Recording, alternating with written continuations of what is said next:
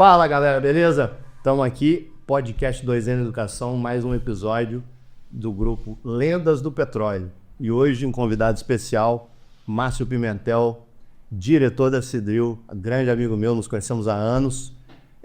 Estamos no petróleo junto há vários anos, apesar disso não ser tão velho assim, mas a gente está junto há muitos anos. Tive o prazer de recebê-lo aqui hoje, veio para Macaé no evento e aproveitou para passar aqui na empresa, gravar esse podcast, vai ser um presente para vocês. Bate-papo começa agora. Márcio. Obrigado, Terone. Muito obrigado por ter vindo. Obrigado pelo convite aí. Prazer revê-lo. A primeira vez que você veio nessa base, né? Não tinha vindo aqui antes. Exatamente. A gente se conhece há tanto tempo que você foi na base que a gente já mudou há um tempão. Então é um prazer ter você aqui. Sei que sua agenda é apertada e você conseguiu arrumar um tempo pra gente. Obrigado pelo convite. Eu acho que é fascinante, inclusive pelo propósito que você me disse em relação ao que é esse podcast para você, o que significa isso para você e para mim. Poder compartilhar isso com você e ouvir também um pouco da sua história é muito legal. Muito bom. Não, a sua participação vai ser muito valiosa para a galera, tenho certeza disso. Eu estava falando com você agora há pouco, né? Você trilhou o caminho muito parecido com o meu, que começou na parte técnica e se tornou executivo. Exato. Então, tem muita gente hoje que está passando por isso e tenho certeza que vai se inspirar muito aqui nesse nosso bate-papo. Então, eu queria começar falando de você, né? Esquecendo empresas, cargo, títulos, falando de você, né? Você, quando iniciou sua carreira profissional lá atrás, né? Uhum. Qual foi o fator principal que te trouxe até aqui? Disciplina ou talento? Disciplina. Com certeza. Tem um livro bacana que eu li, chama Garra, de Angela Duckworth, se eu não me engano. E aí, nesse livro, ele é bem interessante porque ele menciona a parte... O que é a fórmula de sucesso, né? Ela começa a estudar um pouco o que levou algumas pessoas ao sucesso. Uhum. E aí ela começa a buscar isso dentro de alguns ciclos onde você tem pessoas de alta performance. Então ela estuda esportistas, ela olha o pessoal do Navy SEALs, e aí quem que completa o quê, como e por que chega lá, né? E aí uma das principais coisas, ela chega aqui. No final das contas, o livro é muito interessante, eu acho que deixo uma dica aí para quem estiver ouvindo no podcast. Sucesso é igual a determinação multiplicado... sucesso é igual a talento multiplicado por determinação elevado ao quadrado. Então, você pode ter aí uma pessoa muito talentosa, né, onde a determinação é muito baixa, ou é zero, você vai ter zero sucesso. Você vai ter uma pessoa mediana ali com relação a talento, mas a determinação dela é fora de série, e você multiplica isso ao quadrado, né? Então, isso é bem interessante, é marcante para mim, eu gosto bastante desse livro, porque diz muito sobre disciplina, determinação, é onde faz você chegar lá. E aí, se eu posso deixar uma dica, acho que essa é a dica. Cara, mas fantástico, porque não tive a oportunidade de falar ainda, mas nós temos uma academia de jiu-jitsu aqui dentro. Ah, legal.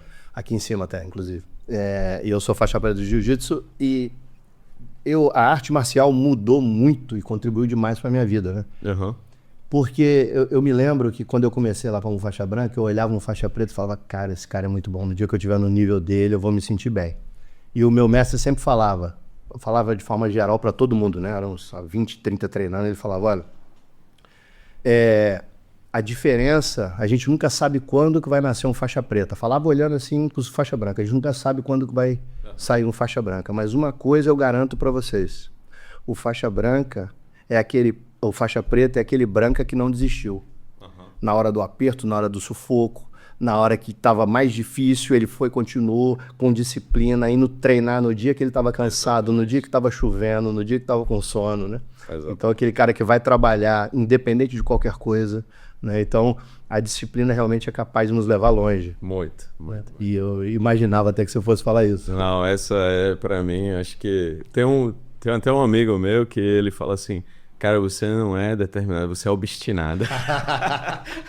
Eu falei, não é pra tanto. Não, mas quando a fome é maior do que as desculpas que você tem para dar, cara, não tem como, você vai mesmo, cara, vai mesmo. E quando as pessoas que treinam jiu-jitsu aqui comigo, você vê que são diferentes. O comportamento delas no dia a dia, na vida, fora daqui para a família. Tem vários que colocaram os filhos no jiu-jitsu depois daqui. Então isso realmente o pessoal fica brincando, assim, pô, Tarano, você botou essa academia aí para resolver os problemas de trabalho? Aí eu falei, pô, mas vai chamar a atenção dos caras lá no tatame? Eu falei, não, a gente não fala de trabalho no tatame, só que eu ensino uma coisa lá no tatame que é só lá que dá para aprender, amigo. É só lá, aqui não dá para aprender, não. Então é muito legal. Parabéns pela iniciativa. Eu já tinha visto você falar sobre isso e eu acho muito bacana, né? Que o esporte ele traz tantos ensinamentos que ele pode ser aplicado à indústria, né? À nossa indústria, principalmente. Acho que isso é valoroso demais. Parabéns pela iniciativa. Não, obrigado. Sabe onde mais que tem um tatame? Na Prio. Você sabia? Não sabia. Na Prio tem. Não. Tem um diretor da Prio que é faixa preta também. Eu não tive vontade de conhecê-lo, não. Todo mundo fala. Mas eu vou até chamar ele para um podcast um dia. Eu vou descobrir quem que é. Pra gente conversar sobre isso. Mas eu fui lá uma vez, vi um tatame, e falei, fulano de tal colocou aí, que ele é faixa preta também e tal. Eu falei, beleza, um dia eu vou convidar ele pra ir lá na empresa. Legal. Mas ele também utiliza isso lá e eu acho muito bom. Bom. Mas assim, falando um pouco ainda de você, né, da sua trajetória, o que te trouxe pro petróleo? Então, assim, meu pai, ele foi 35 anos Petrobras, né? E meu pai sempre trabalhou no drilling, né? Eu sempre tive curiosidade demais, assim, saber o que acho que eu vou dar alguns passos para trás, na verdade. A história do meu pai, acho que para mim posso dizer, meu maior ídolo, né? Então, meu pai é o cara que eu tenho o maior respeito, a pessoa que saiu do nada, assim, onde ele conseguiu, com muita determinação, com muito orgulho, chegar onde ele chegou. E ele chegou, assim, da roça, né, da fazenda lá, dos meus avós, e minha tia trouxe ele para a cidade, e nesse contexto ele foi morar lá e foi alfabetizado aos 11 anos. Então ele entrou para ser educado aos 11 anos. Então a educação foi para ele tão importante que ele transferiu essa lição para a gente, que isso eu não negocio. Então a gente não negocia educação, vocês têm que ter o que eu não tive. Então a educação sempre foi algo muito importante, foi um valor dado em casa pra gente que a gente absorveu com muita verdade, assim, isso aí é importante demais, transforma vidas. E transformou, assim como transformou a deles, transformou a nossa. Mas assim, quem sou eu perto da história dele? Então a minha história é nada quando eu olho a história do meu pai. E aí, com todo esse contexto, um contexto rápido, assim... Só uma pergunta, qual é a cidade que seu pai veio? Qual é a roça? Alagoinhas, eu sou de Alagoinhas, Bahia. Que maneiro. E ele morava no interiorzinho. Eu conheço Alagoinhas. E aí, a gente, ele tem ainda uma terra lá, é o hobby dele, né? Então, é muito legal, a gente tem gado junto lá. Que maneiro. E aí, no final das contas, quando ele veio ele cuidava do bar para o meu tio, para minha tia. E assim, naquela época, coisa completamente diferente, né? Mas ali era uma forma ele estudava e cuidava do bar. E aí ele tinha todo esse contexto até que ele chegou em uma pessoa que trabalhava no Petrobras na época e falou assim, como é que eu faço para entrar numa empresa bandeira, assim, igual a de vocês? E aí... Década de 80, né? Década de 70. E aí, como é que faz? Um dia o rapaz chega com o Fusca dele, bota ele no Fusca e fala, entra aí, Medel. Falou, vou pra onde? Fecha o bar, entra aí. E aí vai com ele pra Catu, ali do lado. E aí fala, escreve o menino aí pra fazer a provinha, né, do concurso, né, que era certo, ensino médio, né. Ele ainda não tinha o ensino médio, era o ensino fundamental, desculpa, ele ainda não tinha ensino médio. E aí ele fez a provinha de ensino fundamental, entrou na Petrobras como auxiliar de serviços gerais. Só que ele traçou a carreira e terminou como pusher na Petrobras, né? Então foi 35 anos de Petrobras. E aí a gente sempre fala, pai, o que você faz? Me explica. O que você faz? Não, me leva lá um dia. Um dia ele me levou no solo de terra para ver. E aquilo me marcou bastante. Você tem irmão? Tenho mais 2 irmãos. Cada um fez alguma coisa, né? De áreas diferentes. Um foi para a área eu fui para a área de exatas, um para saúde e o outro para humanas, né? Então são 3... Sucesso total. 3 caminhou os 3 filhos. Os 3. Muito. Os 3 formados. Aí eu, nessa história no processo trainee, né? Eu fiz engenharia mecânica na Federal da Bahia. E no processo de engenharia mecânica, quando eu estava terminando, eu estava fazendo alguns processos seletivos para trainee, um para Braskem e um para Odebrecht.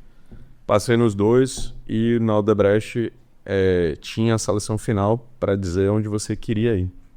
E aí eu podia ter ido trabalhar com construtora, trabalhar na Odec, trabalhar com usina hidrelétrica. E aí tinha esse DS óleo e gás, que era diretoria superintendente de óleo e gás. Eu falei assim, eu quero trabalhar nesse negócio aí, óleo e gás, óleo e gás. Por causa do driller lá, que um dia seu pai te levou lá, bababá. Não, mas por que você quer, Rafael? Esse negócio. Aí foi assim que eu comecei, né? Então, agora entendi. Nessa época eu trabalhava na petroquímica na Bahia e trabalhava com parada, construção, montagem, manutenção. E aí era uma rotina de óleo e gás, né? Mas petroquímica era loucura também. Então você planta para de madrugada, você vai fazer reparo. Isso aí foi em que ano? Isso aí foi 2005. Foi quando eu comecei lá, lá na Bahia com essas coisas. Então, daí eu vim para o Rio. Terminei em 2006, eu fui selecionado. 2007, janeiro de 2007, eu vim para o Rio. Aí daqui Aí daí para lá eu conheço. Muito bom. Foi bastante coisa. Tracei, fiquei 8 anos de Odebrecht, tenho 12 anos de Cidril agora. Então, muito bom. Praticamente. A Odebrecht também é uma empresa que formou muita gente. Muita gente. Pelo amor de Deus. Exatamente. Lindo esse programa. Você estava falando do programa, do perfil também da Odebrecht, que sabe identificar bem. A Transocean também tem aquele Rap Engineer, coisa linda aquilo, cara. Bem similar aí. Muito similar. Só que o deles é mais focado, obviamente, ao nicho de mercado deles. E a Odebrecht tem um contexto de olhar de uma forma geral. Quando a gente fez o programa Trainee, eu lembro que o primeiro ano você faz todo mundo junto. Hoje eram 280 trainees da Odebrecht no Brasil inteiro. 280? Então a gente bota todo mundo junto no que legal. No hotel na Bahia e faz a indução. Falava o presidente da Odebrecht na época. Foi bem bacana. O caminho é esse, não tem jeito, cara. Aqui dentro, os melhores profissionais que eu tenho são aqueles formados aqui. É o soldador que é formado aqui na escolinha. Sim. Nosso índice de reparo de solda aqui não chega a 1%. É muito legal. Muito bom. Legal. Então a galera é formada aqui dentro. Todo mundo treina. Tem uma escolinha permanente de soldadores aqui. E eu fico imaginando uma empresa igual a Odebrecht, igual a Transocean, gigante. Tem que ter, cara. Tem que ter um programa desse para acelerar, senão... Não, o Renatão, que é meu amigo do coração aí, da Forci, né? Que é a Odebrecht, que sempre foi lá. Ele sempre foi a Odebrecht. É isso, né? A Odebrecht tem essa coisa de tinha essa coisa de ter educação pelo trabalho e educação para o trabalho. Educação para o trabalho, você tem ali muita coisa que você consegue dar de treinamento dentro, treinamento fora, mas tem muita coisa que é educação pelo trabalho, né? Que você aprende no trabalho, que eu acho que assim, 70%, 80% é o que a gente aprende. Márcio, o nosso propósito aqui é transformar vidas. Esse é o propósito nosso. E aí, quando a gente pensou nesse propósito de transformar vidas, não foi um negócio que eu pensei sozinho não, tá? Legal. Eu trouxe a equipe, a gente estava fazendo uma reunião de planejamento estratégico, que eu faço todo ano. Entre novembro e dezembro ali, a gente com uma semana fora, eu e minha liderança só pensando na estratégia do ano seguinte. Bacana. Aí a gente estava pensando, cara, vamos ajustar o nosso propósito, para que lado que a gente quer seguir e tal. E aí terminou com transformar vidas. Aí eu fiquei com receio disso ser muito clichê. Transformar vidas, o que é transformar vidas?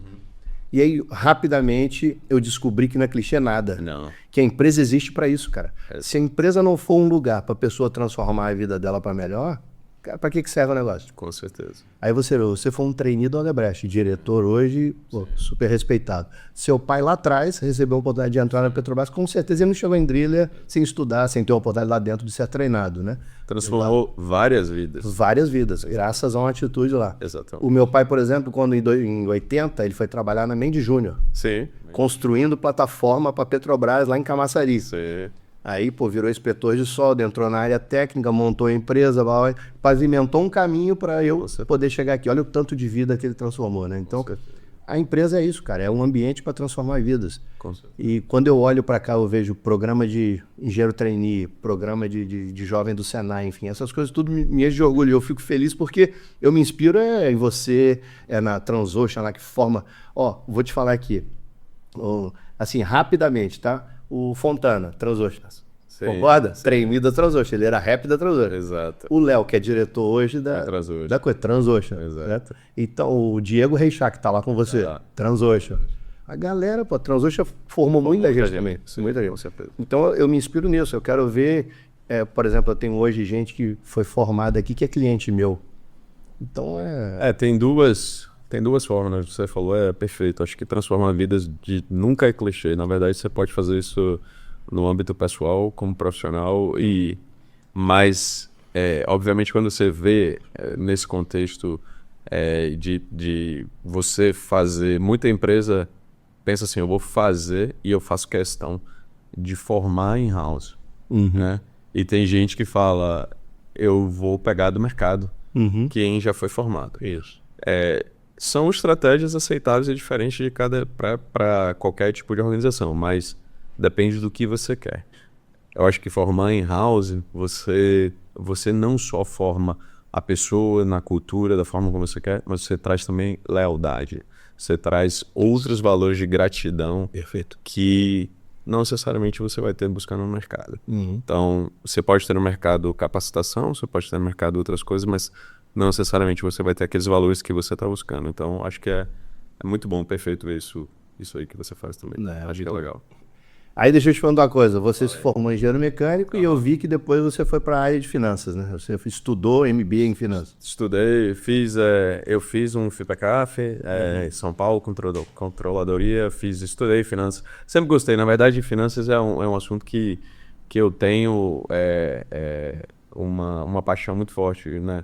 E eu tenho um domínio dos números, mas isso aí também é outra história, foi por uma dificuldade que meu pai passou com minha mãe lá no passado financeiro e aí a gente olhava, eu olhava assim e falava assim, como que a gente não tem a educação financeira como base, né?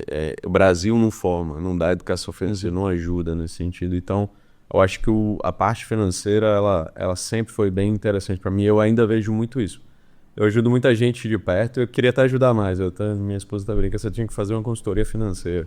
Aí eu falei assim, né, e muita gente, não só família, como gente próxima, que eu falo, cara, não, você tentar mostrar o A mais B, o beabá, de como que aquilo ali não tá fazendo sentido financeiro, como que aquilo ali faz sentido financeiro. E é incrível como a gente ainda se surpreende de ter gente altamente capacitada, competente, mas com pouca base de conhecimento financeiro, né, de não conseguir rodar a finança no dia a dia.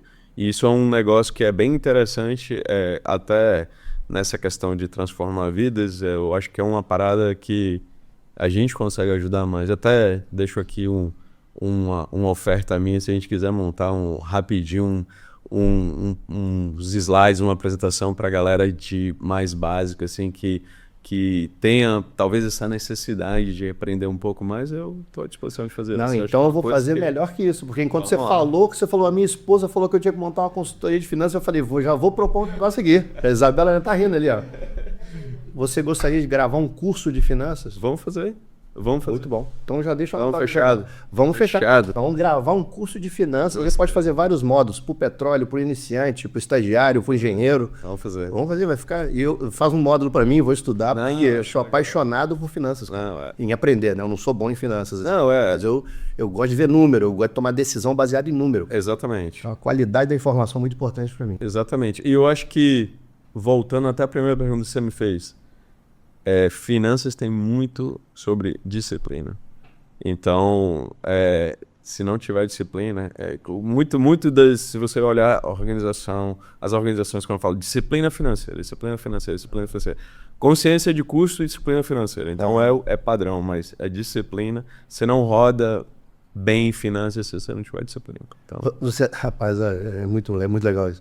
Lá na Transocean tem aquele lema dele, first. Você já viu aquele first? Sim. O F é de Financial Discipline. Isso. Olha que loucura. Exatamente. E você acabou de falar disciplina, finanças. Perfeito. Exatamente. Perfeito. Muito bom.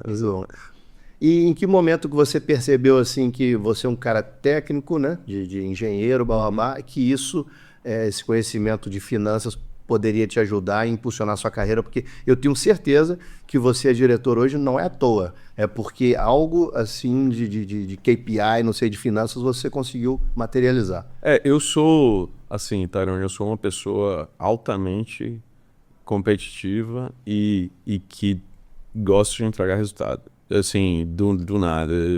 Eu remeto muito à minha infância, de quando eu sentava para jogar videogame, que eu falava assim, eu só saio daqui quando eu finalizar isso. Já zerar esse jogo, né? Então, ou eu zero esse jogo, ou eu não saio daqui. Então, minha mãe fala, você é louco? Eu falei, não, só saio quando terminar. E até hoje eu tenho isso, ele falou, o que te... Até tava com o pessoal da Century fazendo o meu perfil executivo de assessment, e aí eles falam assim, mas o que te dava o drive disso? Eu falei, eu não sei. Pra mim, eu sempre fui assim, sempre muito novo de falar, cara, meu drive eu preciso entregar. Então, e sempre foi assim na minha vida. Assim, onde eu parava, não era, eu tô competindo com o Tyrone, não. Eu tô competindo comigo mesmo. Eu preciso ser melhor do que eu era. Então, assim, quando eu tava jogando aquele videogame lá, eu precisava vencer de mim mesmo. Então, eu precisava superar aquelas fases e eu vencer de mim. E aí é onde entra a questão da determinação de todas as fases. Aí eu volto pro contexto de como que eu pego tudo isso e jogo isso na minha vida profissional. Né? Aprendi finanças, a empresa... Apesar de qualquer coisa que a gente possa falar, no final das contas, você precisa dar retorno ao acionista, você precisa dar retorno ao acionista, você precisa gerar valor, você precisa trabalhar com segurança e gerar valor. São os dois principais temas, né? E aí, como é que você faz isso? Você faz isso com bastante trabalho, você faz isso com bastante disciplina, você faz isso...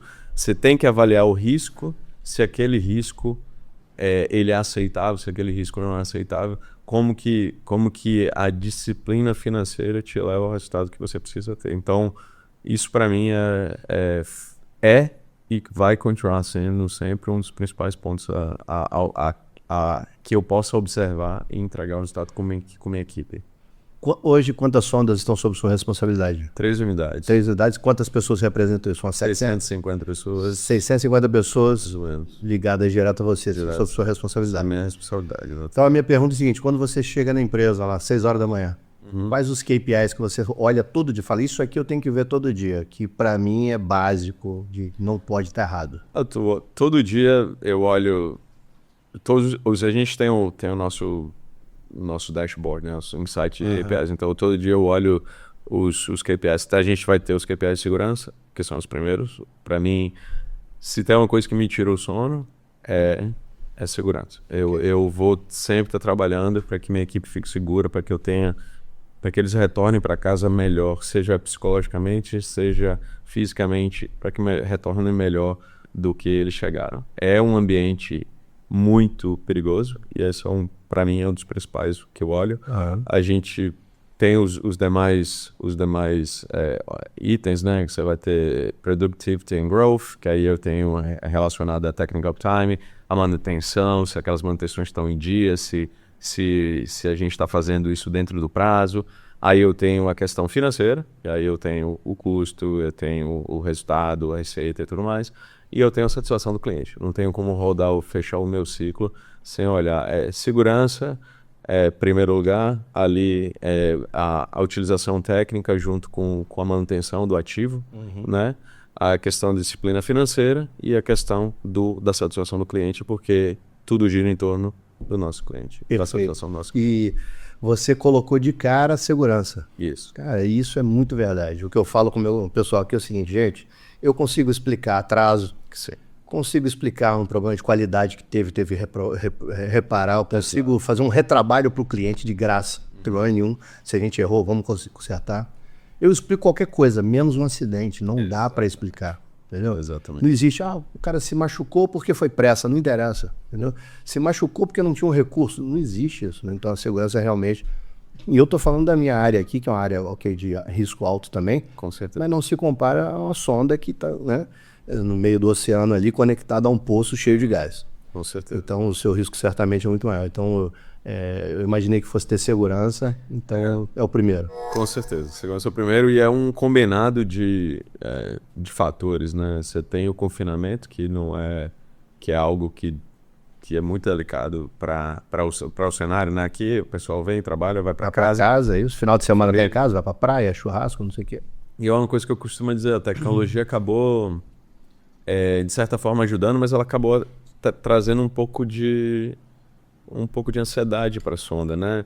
Porque antigamente, quando eu comecei a embarcar, eu lembro que eu pegava o telefone, aquele telefone você ficava esperando na fila lá, aí liga, fala, tá tudo bem, tá? Daqui a 2 dias você liga de novo, daqui a 3 dias você liga de novo, passa 10 segundos, fala com Dona Maria e tá tudo certo. Cara, hoje em dia, Starlink, Face, ali a galera vendo você a menina, o menino teve problema aqui na escola, brigou com não sei quem. Então, o problema tá dentro da unidade de forma imediata. Como é que você gerencia isso? Como é que você gerencia essa ansiedade que antigamente não chegava na unidade? O cara se preocupava em trabalhar. Eu lembro que minha mãe, ela se preocupava em não passar problema no meu pai. Ela sabia que é uma área de risco. Meu pai sentia a voz dela, né? Algo tinha acontecido. E aí falava assim, tá tudo bem? Ela falava, tá tudo bem. Aí ele sabia que não tá tudo bem, que tinha alguma coisa. Tá tudo bem, não, tá tudo bem, tudo bem, tá tudo bem. As crianças também, também. Não, você não quer me falar, né? Aí ele falou, não, tá tudo bem. Ela não falava, ela não trazia o problema pra ele. Óbvio que ele conhecia, ele sentia, mas é aquela sabedoria de dizer, cara, não vou passar. Meu marido tá lá embarcado, Mossoró, São Mateus, e tá numa área de risco. Ele tá lidando com equipamentos pesados, ele tá lidando com um poço de petróleo, ele tá lidando com controle de poço, e ele tá em perigo. Eu não preciso trazer mais problema para ele. E isso daí hoje, eu vejo muito pouco isso, né? E aí já falando da questão de como que a tecnologia, ela ajuda, mas ao mesmo tempo ela traz outros elementos que você precisa estar com preocupação em relação à segurança no dia a dia. Eu não tinha pensado desse ponto de vista, porque hoje a informação chega rápido. Muito rápido. E o cara tá lá, às vezes acorda de manhã no camarote, certamente vai dar uma checada no celular. Certo. Aí a mente dele já sai da sonda, pum, vai para aquele problema. Você já tem que falar com pessoas. Hoje você não fala mais, não é mais sobre segurança ocupacional no sentido de tá tudo bem, a UEPI, ou o equipamento, o seu cinto. Não, o cara tem que saber, tá tudo bem. Uma das coisas que a gente checa é se tá tudo bem do seu ponto de vista psicológico da pessoa antes de começar o trabalho. Tá todo mundo bem? Isso é uma coisa que a gente tem estimulado bastante. Então, isso me tira bastante sono. E não tem KPI para isso. Não tem. Não tem nem como calcular um negócio desse. Exatamente. Então é um desafio grande na sonda hoje em dia. Certo. Tá incrível. E deixa eu te perguntar uma coisa aqui. Aí você veio como engenheiro, bastante técnico, e em algum momento você migrou para executivo. Sim. Né? Para você cuidar de várias unidades e tal. Sim. Eu imagino que ter sido na Cidril já, né? Já Então até o Debrecht, ele acho que você foi para Rig Manager, mas depois virou. O que você precisou mudar na cabeça assim de essa migração de executivo, de engenheiro técnico lá para executivo? Muda bastante, Tarone. Primeiro eu acho que você fica ainda associado, né, e fica querendo olhar. Essa transição de carreira é muito diferente, né? Você ainda olha para trás demais e você ainda pensa, o que eu preciso deixar de olhar? Ainda mais quando você pensa no sentido que eu sou uma pessoa que gosta de entregar muito resultado. Então, bem no início, quando eu migrei, eu ficava pensando, será que eu sou um super rig manager ou eu estou atuando como diretor? Então, aqui, em que momento eu deixo de estar olhando ali com o meu rig manager e, na verdade, a delegação é dele e ele que tem que fazer e em que transição eu tenho que acompanhar. Então, assim, muita autorreflexão e um trabalho que eu faço muito forte, que é ter o meu PDP, né, que é o Personal Development Plan, que eu uso muito os feedbacks que eu tenho das pessoas que trabalham comigo, né? Você faz um 360 e aí não é só a sua liderança te dando feedback, mas as pessoas que trabalham contigo te dando o feedback e você trabalhando nos pontos que você tem que trabalhar. Mas observando também o que é. Aí tem um livro que chama Leadership Pipeline, que é um dos grandes pontos. Ele fala muitas vezes você faz a transição de carreira e você trabalha num wrong level. Então você já é executivo, mas você ainda está trabalhando num cargo técnico. O seu dia a dia e sua mentalidade ainda é técnica. Então você às vezes desce demais para o parte técnico e esquece o estratégico. Então, assim, eu aprendi bastante com diversas coisas, sabe? Eu bati na porta, pedi mentoria para membro do comitê executivo do Cidri. Eu falei, me dá uma mentoria. Eu quero que você seja meu mentor. Me recomenda alguns livros. Então, muitas coisas assim que você pode buscar e muitas coisas que você usa de material de internet, de leitura, de ajuda, de educação mesmo formal. E aí, no final das contas, você vai montando a sua transição de carreira de forma que você percebe que você não volta a trabalhar no wrong level com a frequência que você trabalha. Eventualmente isso acontece. Que se eu falar que não acontece, eu estou mentindo, que acontece com todo mundo. Comigo aqui na operação direto. Qual é a primeira coisa que você faz quando uma coisa sai do controle e você sabe a solução? Você quer ir lá resolver isso. É a primeira coisa que você faz. Vou lá resolver isso agora. Exatamente. Faço isso com bastante frequência. Mas a verdade é que a gente tem que... eu escutava isso muito quando eu era mais novo e diziam assim, eu falava, tá louco. Não, tem que deixar o cara quebrar a cabeça, tem que aprender. Falei, não vou deixar, não vou. Falei, aí eu comecei a aprender, falei, não, tem lições que qual é a consequência? É muito baixo. Então vale a pena o cara aprender. Deixa ele aprender. Não vale a pena. Então, muito bom você ter falado isso. Você conhece o Fábio Gurgel? O Fábio Gurgel, ele é faixa preta de jiu-jitsu, ele é da Aliança. Sim. Então eu gravei um podcast com ele aqui. E aí ele falou comigo, eu perguntei, ô Fábio, como que você gerenciou essa mudança de fases da sua vida? Porque você já foi atleta, depois virou professor, depois virou empresário, hoje você tem 400 academias no mundo. Exato. Aí ele falou, Tyrone, que pergunta inteligente, cara, eu vou te responder. Aí ele falou, eu nunca mais esqueci isso. Ele falou, cara, eu cheguei no topo em 92, eu era o cara do planeta de luta, ele tinha ganho tudo, venceu tudo e tal, todas as lutas dele. Aí eu falei, cara, ele tinha acho que 30 anos, eu tenho 28 que ele tinha, eu tenho 28, minha vida de atleta tá acabando, eu tenho mais 2 anos aí de alta performance, depois é daí pra baixo. Então eu não vou ficar tomando soco na cara o resto da vida, eu tenho que virar professor. Aí ele teve que migrar a cabeça dele de atleta para professor. Aí olha só a sacada. Ele falou, o que acontece? Eu era faixa preta de atleta. Aí eu virei professor faixa branca. Aí eu tive que ter a humildade de aprender a ser professor.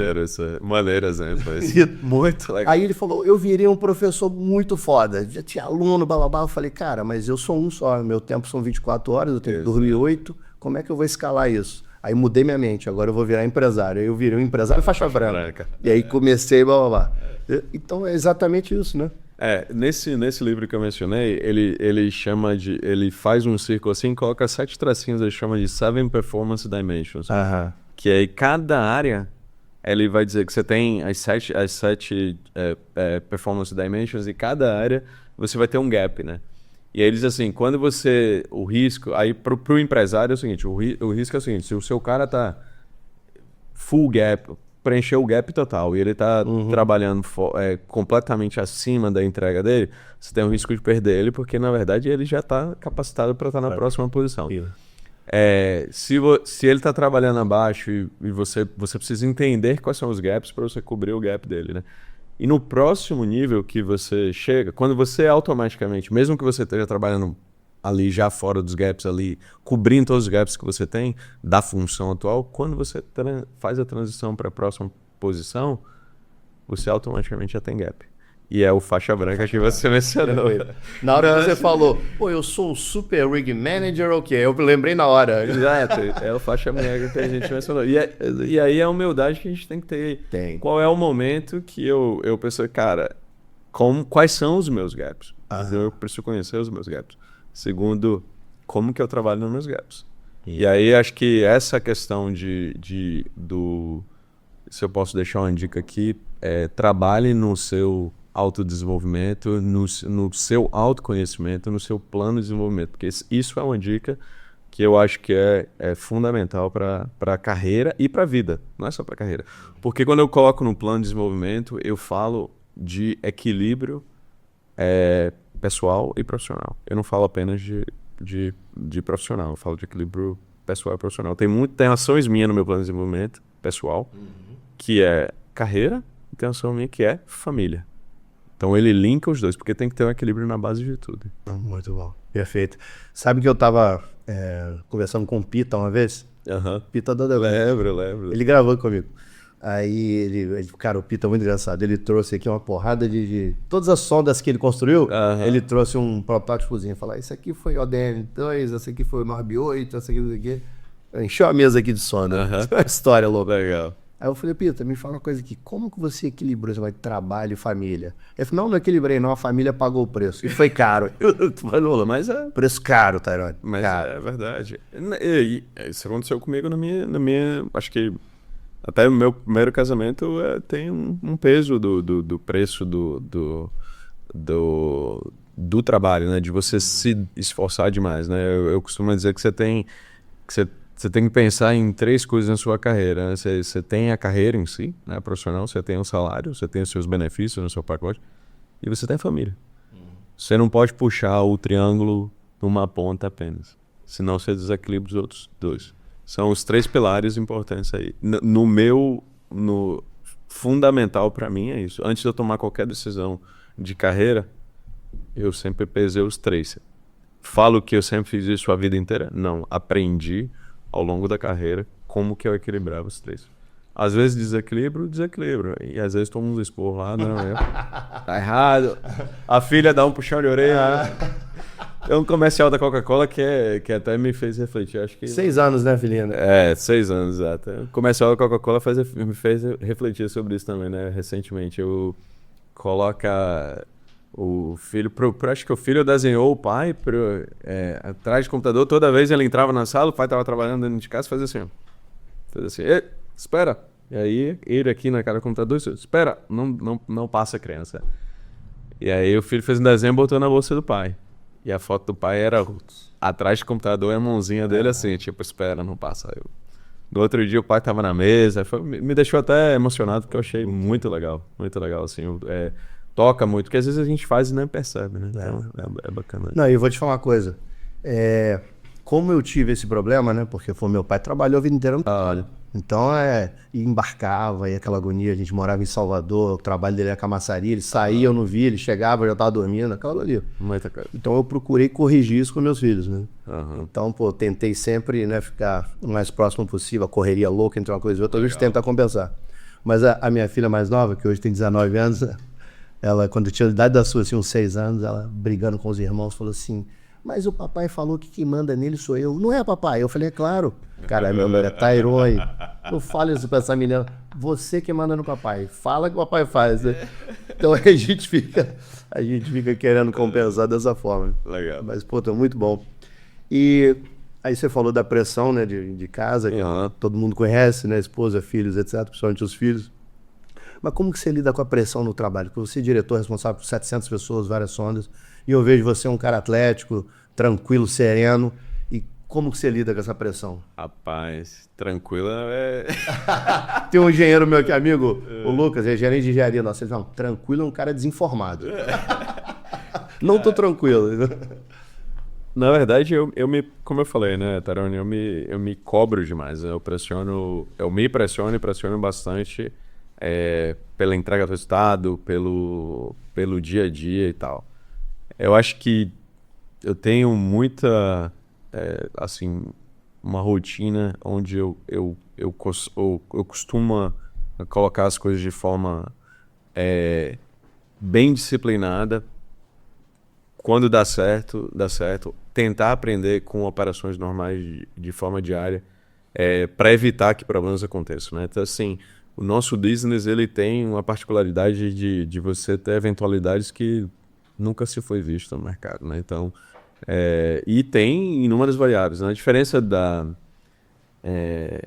indústria de perfuração, né? Diferente da produção, apesar de a gente estar no óleo e gás, A diferença da perfuração é que a transição de trabalho ela é absurda, né? Então você começa num posto top roll ali, depois você daqui a pouco já está descendo revestimento, já é outro tipo de operação na unidade.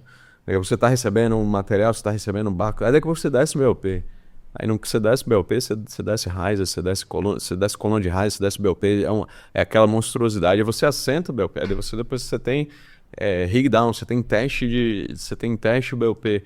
Assim, você tem uma infinidade de transições de trabalho e não é uma sequência que te dá tempo de aprender numa sequência lógica. Vai ter gente que se você pegar assim, passa um ano, o cara nunca vê um descida de BOP na sonda.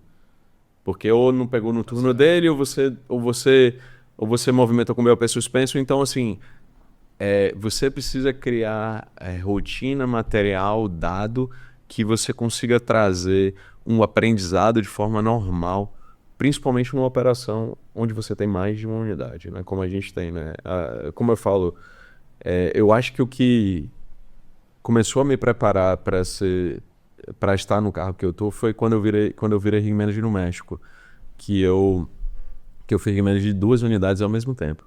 Então, errava o nome dos outros, trocava, mandava de uma sonda para outra, só 2 operações ao mesmo tempo, eu ficava louco. Falei, cara, é muita coisa ao mesmo tempo. E aí depois você começa a aprender a rotina de, cara, como é que eu separo o que é estratégico, o que eu deixo com o meu, o que eu deixo com o meu assistente. E aí nesse contexto como um todo, lidar com a pressão onde as variáveis elas podem ser, poucas delas são possíveis de prever. Muitas são imprevistas. Então, como é que você tem que estar preparado? Você tem que estar preparado para o inesperado. Eu acho que o principal ponto é a gente estar sempre de guarda alta. E isso é o difícil do business. É você manter todo mundo de guarda alta. Eu costumo dizer para a minha equipe, eu coloco uma linha lá em cima e você vai trabalhando. Isso aqui é a meta, isso aqui é o padrão. Só que de vez em quando ele vai cair. Você vai ter que dar você vai ter que sempre estar tentando acompanhar a linha. Um dia você vai até superar a linha, outro dia você vai deixar ela cair um pouco. Enfim, acho que essa é a grande dificuldade de você gerenciar a rotina, porque ela não só passa sob o ponto de vista de operação, porque essa é só a história da operação, mas aí entra o estratégico, tem o business, tem o comercial, tem o financeiro, tem o corporativo, que no meu caso tem bastante influência, então você tem muita coisa, Houston, né, tentando entender o que é Brasil, como é que funciona e tudo mais. Então, realmente a gente eu tenho inúmeras variáveis, inúmeros pratos para equilibrar, e eu preciso entender as prioridades e criar rotina de consistência. Eu acho que esse é o principal para mim. Minha equipe precisa ter rotina de consistência de tarefas que funcionam para situações esperadas e para o inesperado. Acho que é isso. Você considera que a pressão é um benefício? Em muitas situações, sim. Em algumas outras, não. Então, por exemplo, vai depender do cenário. Se eu tiver em um cenário pós-evento ou caótico, ou um problema que a gente tenha acontecido, não considero que pressão vai ajudar. Eu considero que ali, numa situação de resposta à emergência, precisa de lucidez, serenidade, tranquilidade e liderança para guiar as pessoas para o cenário certo. Vão ter situações onde a pressão pode ajudar em cenários onde o risco da pressão acontecer não supere os benefícios que você está buscando. É isso. Ficou muito claro. Aconteceu um evento. Não adianta botar pressão. Teve um vazamento na sonda. Pressão para... Tem que ter serenidade, liderança, método, né? Exatamente. Muito legal. E pressão do ponto de vista de desenvolvimento pessoal? Muita. Isso aí para mim é a base. Acho que assim, se a gente... eu falo isso muito eu tenho um catch-up todo mês com minha equipe, né? Com os liderados. E eu falo para eles... São os rig managers? Os rig managers e os assistentes. Os rig managers direto, e eu tenho mais dois líderes técnicos que também reportam para mim. Então eu falo para eles...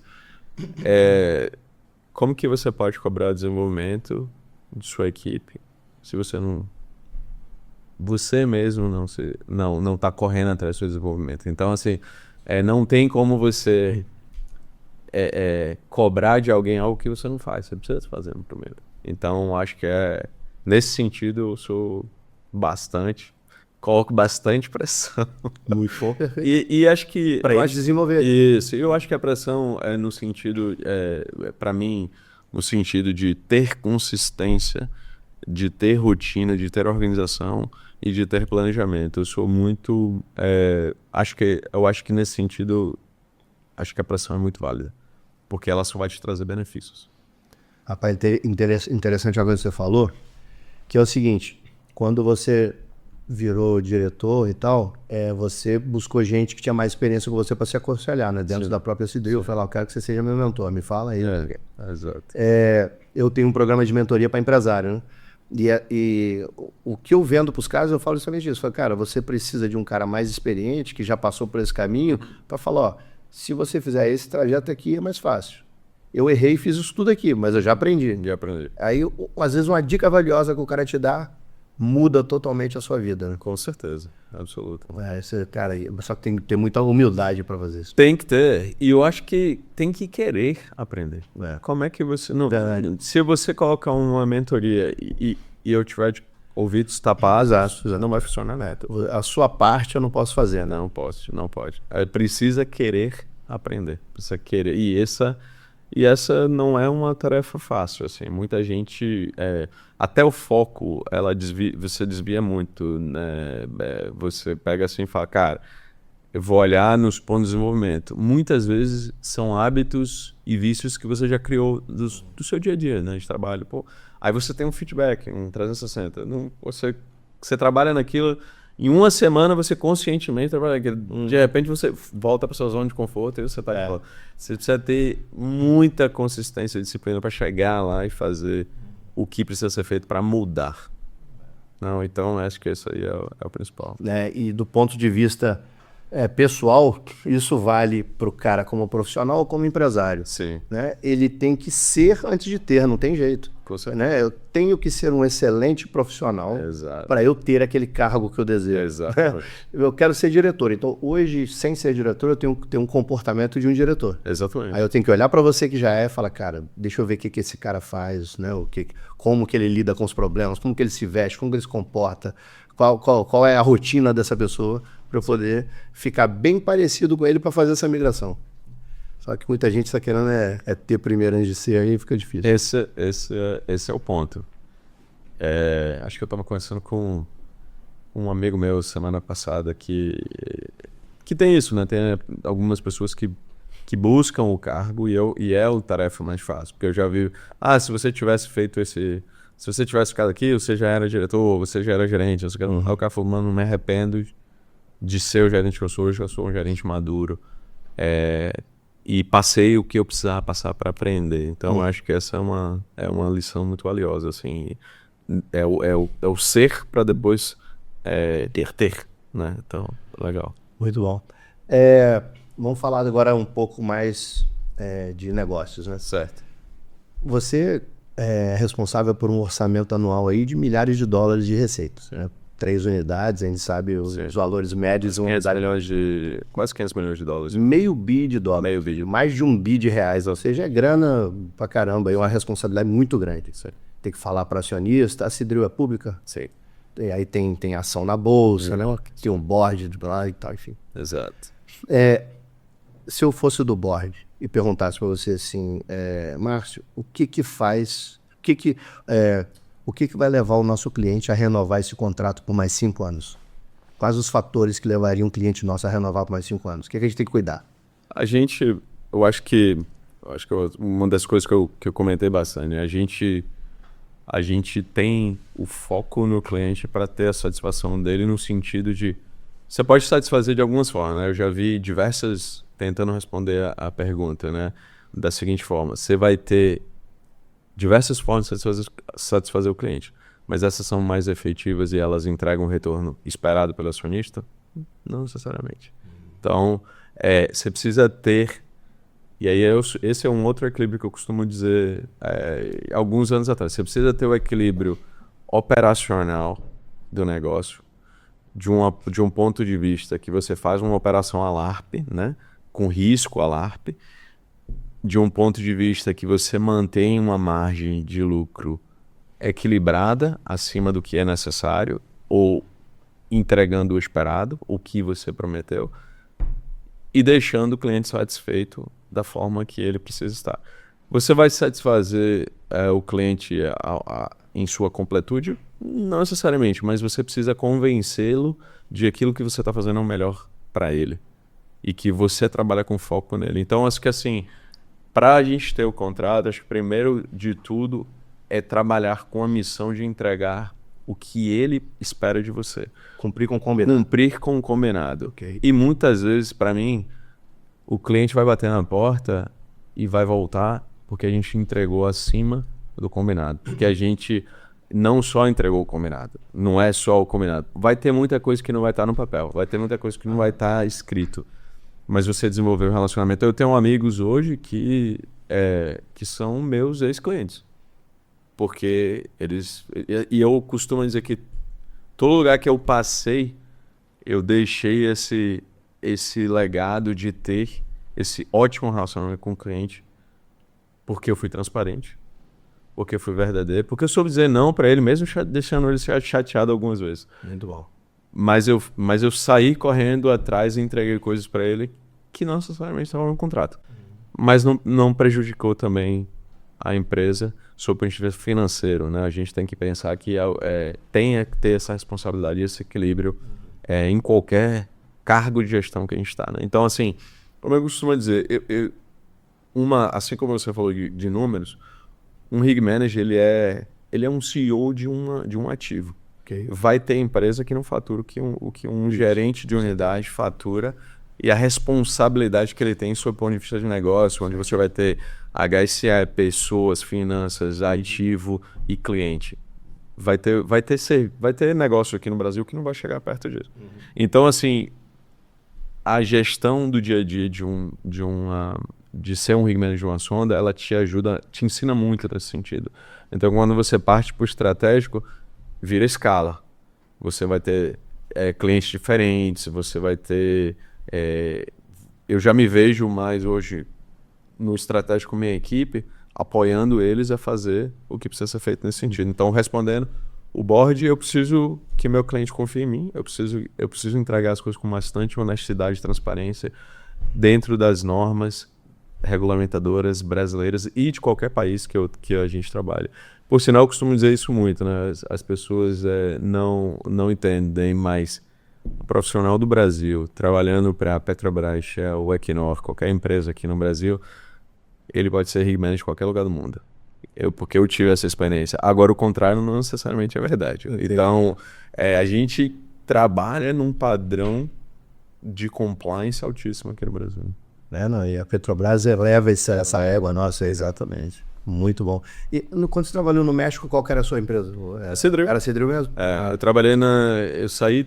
Eu tive, pela Cedril, trabalhar no México e em Angola, né? Eu trabalhei em Angola por 3 anos, eu trabalhei no México por 2 anos. O Teures está em Angola? Quem? O Flávio Teures. Flávio? Não. Quem é Flávio? O Flávio Teures era rig manager da Cedril, lá de uma sonda.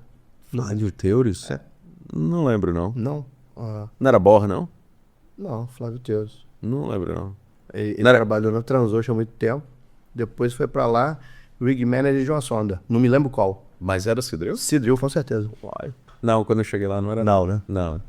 Quando eu cheguei lá tinha um brasileiro chamado Gustavo Dairel, que era de outra unidade, mas não. Mas o Cedril vendeu as operações do México, né? Ela vendeu para... Como é que é o nome da empresa? Fontes Energy. E aí já vendeu para Bor. Fontes Energy. A Bor que tá com as unidades lá. Eu fiz um projeto no México de uns 2 anos pro Grupo R. Sim. A gente fez uma sonda inteira lá para ele. La Muralha. La Muralha. La Muralha. Lembro. Melhorei meu espanhol pra caramba, né, galera? Que legal. Falar agora um pouco sobre um item que eu converso muito com meus amigos que são empresários também, e com muitos executivos de empresa, né? Você falou muito bem que tem muito rig manager aí que tem um orçamento maior do que de muita empresa. Sim. que a receita de um dia de um cara desse, de $400 mil numa sonda, às vezes é o mesmo a empresa inteira. Exato. Né? Então é uma responsabilidade muito grande. Mas o cara não é dono do negócio, ele é um funcionário. Exato. Então, como que você lida, com essa mentalidade de dono, que você tem, que eu percebo, e como você passa isso para sua equipe? Como que você faz a sua equipe inteira ter olho de dono? Eu acho que essa parte do ownership que você menciona, ela é uma situação muito importante em qualquer negócio, né? Então, assim, quando eu comecei o meu programa Trainee na Odebrecht, a gente falava de dono da pequena empresa, né? E isso aí Dono da pequena empresa. Dono da pequena empresa. Então, a mentalidade construída dentro da organização era que você se sentisse o dono da sua pequena empresa. Então, a sua unidade de negócios e o local que você estivesse trabalhando, você tinha que ter esse sentimento de dono da pequena empresa. Você tinha que conhecer o contrato à risca, você tinha que saber a administração contratual, você tinha que sentir dono. E muitas vezes isso era por vezes associada à remuneração variável, né? Então, muita gente associava isso à remuneração variável. Mas quando você tira isso da equação, as pessoas elas tinham o mesmo pensamento. Então, por exemplo, hoje, se você pensar que muitas vezes as pessoas elas trabalham com a mentalidade apenas do reward ali da remuneração variável, porque isso vai me bonificar, isso vai me entregar porque eu sou o dono da empresa, isso é parcialmente correto. Né? Um dia pode não ter, um mês pode não ter, um ano pode não ter. Um ano pode não ter. E aí, como que você traz isso para dentro da mentalidade da sua equipe? É você sendo um exemplo. Eu acho que se você não for exemplo e não tiver ownership do processo como um todo, porque para mim o exemplo arrasta. Ou você faz e as pessoas veem, cara, isso aí é o que eu preciso fazer. Acho que conversar sobre o assunto, falar, setar a expectativa muito honesta, dizer o que você acha e corrigir imediatamente quando você percebe que algo não tá no curso que deveria ser. Porque isso é uma coisa que não necessariamente todo mundo faz. O quanto de feedback honesto que a gente dá e o quanto que a gente deveria dar de algo que a gente viu e não gostou. Não, mas o cara vai chatear comigo, não sei o que, eu vou destruir a relação. Isso é muito cultural latino, né? Eu não sou latino nesse sentido. Eu acho que eu sou muito europeu, holandês nesse processo, porque eu sou muito direto no que eu penso, no que eu falo. E eu falo muito na cara. Nesse sentido, falar, não, isso aqui a gente precisa... Às vezes você vê a pessoa chateada, cara, não leva pro pessoal. É isso. Mas... Enfim, exemplo, acho que dando a resposta, acho que setar a expectativa, acho que é o primeiro ponto. Cara, você é dono da empresa. Essas conversas eu tenho. Você é dono da West Auriga, você é o CEO e dono da West Polaris. E assim, eu vejo que minha equipe responde, eu vejo que a minha equipe compra, e eu vejo que sempre foi assim, né? E aí... Como que as áreas de suporte à função fazem isso. E aí você gera um ambiente onde todo mundo tem essa mentalidade. E quando você integra alguém que está vindo do mercado, seja ela contratada, ou seja ela é transferida numa posição mais alta, ela está inserida num contexto onde a cultura já foi implementada. Onde as pessoas já sentem no negócio, onde as pessoas dão um drive nesse sentido e onde você continua fazendo circular. E aí no momento que você sai e olha, tá todo mundo trabalhando daquela mesma forma. Você não precisa estar dando o drive dizendo é assim. Você implementa e de repente, magicamente, tá implementado. Eu vou passar, com bastante frequência eu assisto junto com a minha equipe aqui podcasts. Não sei se você conhece o Ciro Barreto da Petrobras. Ele hoje é diretor, hoje é consultor, né, da Petrobras, Ciro Barreto, muito respeitado, ele tem quase 40 anos de Petrobras. Ele gravou um podcast comigo aqui também, que foi uma aula, assim, uma hora e pouquinho de aula. E eu passei para a minha equipe e passo para a gente entendendo sobre ele. E o seu, com certeza eu vou passar. E nesse item eu vou passar 2 vezes, mentalidade de dono, porque a conversa que a gente tem aqui quase que semanalmente. Sei. A responsabilidade que o cara tem por aquele quadrado dele ali. E eu já vou dar o nome desse quadrado, é pequena empresa, né? Dono da pequena empresa. Isso vai ser o dono da pequena... Que é almoxerifado, a pequena empresa é o almoxerifado. Você é o dono disso aqui. Entendeu? Compras, dono da pequena empresa. Você é dono disso aqui. Gostei muito. Sim, mas qual é o principal desafio nesse contexto como um todo? Que é o que a gente fala, é trabalhar em colaboração.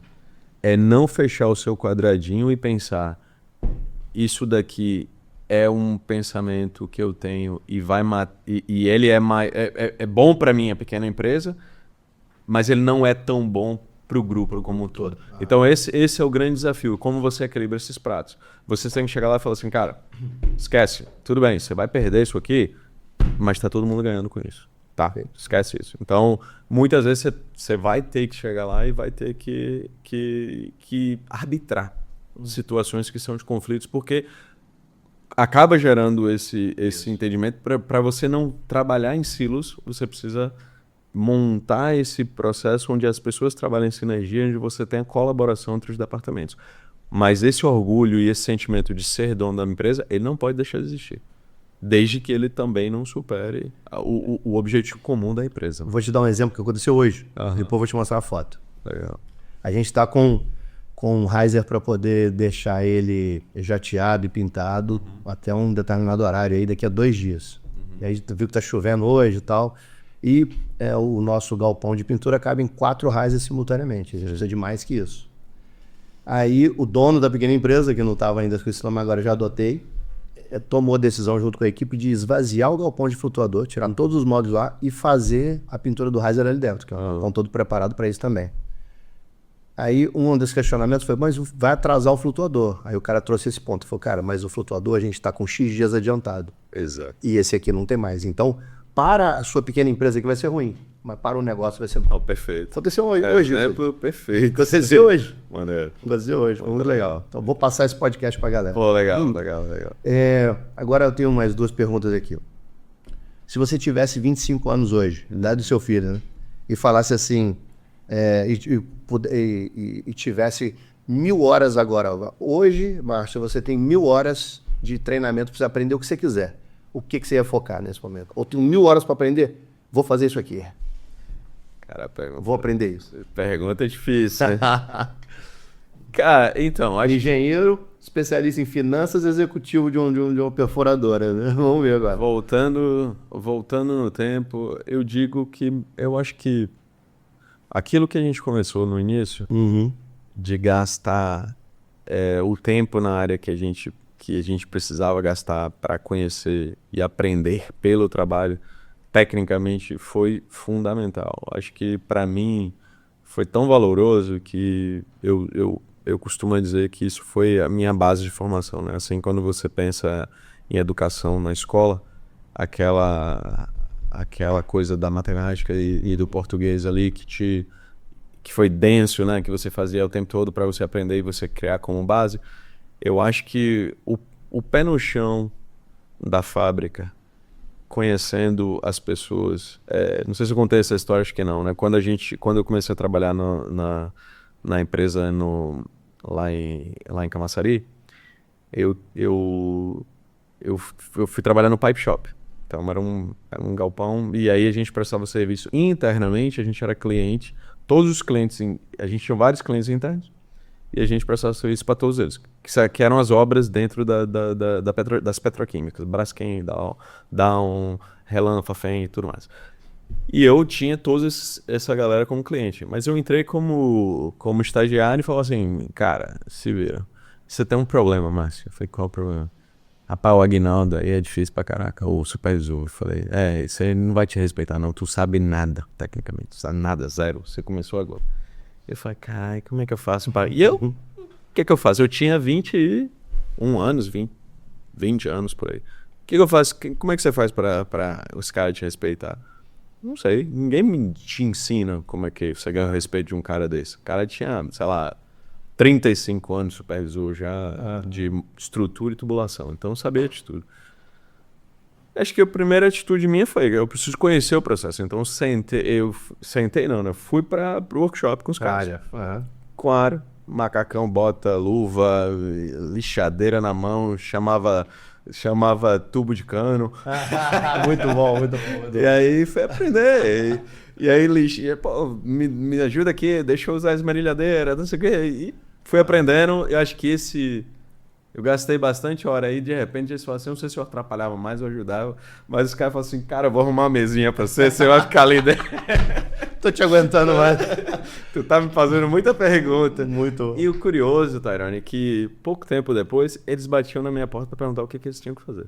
Muito bom. Sem eu falava, cara, mas você sabe muito mais que eu. Não, mas você acha que eu tenho essa opção? O que você acha? Aí eles me chamam de engenheiro. O que você acha de engenheiro? Então, assim, eu acho que o respeito que eu tive por eles, de estar na área junto com eles, e estar sofrendo o que eles passavam e aprendendo ali no dia a dia, foi o que para mim foi valoroso demais e eu faria tudo de novo. Então você passaria 1000 horas na área? Passaria 1000 horas na área. Escuta, meus engenheiros queridos, tive a reunião hoje com meus engenheiros. Passaria 1000 horas na área. Engenheiro tem que ficar na área 80% do tempo. Depois vai passar lá fazer projeto, faz domingo, faz de noite. Mas cola com quem tem mais experiência. Exato. Né? Que vai mostrar o caminho. Uma hora a coisa inverte, que é o que aconteceu com você. Exato. O cara vai vir se consultar com você. Exato. E por outro lado, como você é um cara que está, né, bem preparado, fez faculdade, estudou outros soft skills bem alinhado, uma hora inverte. Aí o cara vai chegar e vai pedir sua orientação, pô, e tá tudo bem. Né? Mas você precisa conquistar essa liderança primeiro. Né? Com certeza. A liderança tem que ser conquistada. Pô, passar 1000 horas na área, meu sonho. Na área, tudo, meu sonho. E, bom, o Davidson já mostrou ali, já passou de 1 hora nosso papo aqui. Tem que gravar uns trailers, mas não, mas tá ótimo, cara, bom demais.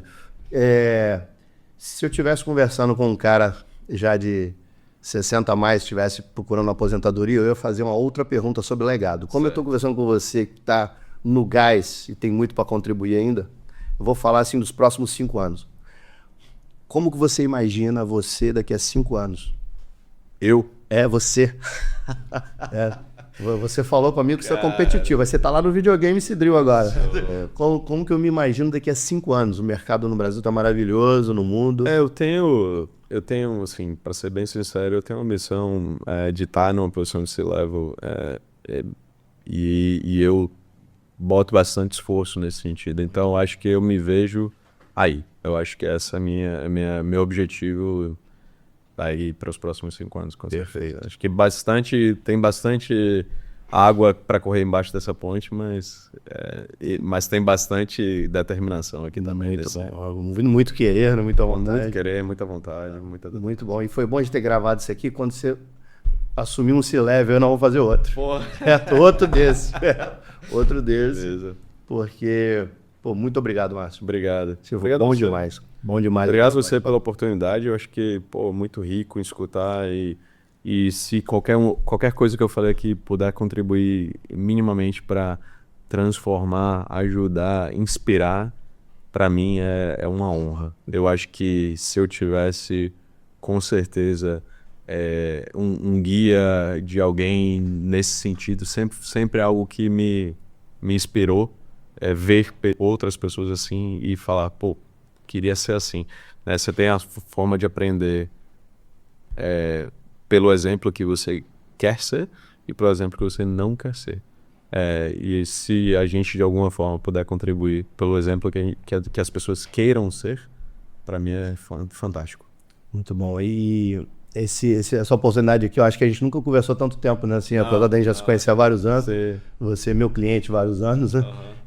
Mas a gente nunca teve essa oportunidade e eu já vi que a gente tem muitos valores convergentes, cara. Porque, vou te falar transformar vidas. Você vê que, por acaso, a gente descobriu que a gente tem isso, né, dentro de nós. O meu pai iniciou também lá no final de 70, início de 80, trabalhando na indústria e, pavimentou o caminho para eu poder estar aqui hoje e tal. Um outro ponto importante que você falou, nós começamos assim a trajetória técnica primeiro para depois virar executivo e tal. Então, isso tudo foi muito bom porque a conversa ficou até mais fluida. Legal. Né? E os exemplos também são muito parecidos. Tenho certeza que isso vai contribuir muito para as pessoas que vão assistir. Parabéns pela trajetória. Obrigado. Espero que a gente esteja aqui em breve de novo. Valeu. E tá registrado o curso, depois aqui nos bastidores vamos combinar já a data. Vamos gravar um curso de finanças. Certo? Tamo junto. Beleza? Pessoal, mais um presente para vocês, certo? Espero que vocês curtam. Uma aula. Qualquer dúvida é só mandar uma mensagem nos comentários que a gente esclarece qualquer ponto. Tenho certeza que o Márcio vai ter o prazer de responder. E foi bom ter vocês aqui mais uma vez. Grande abraço. Obrigado. Obrigado, Tarione. Valeu. Bom demais.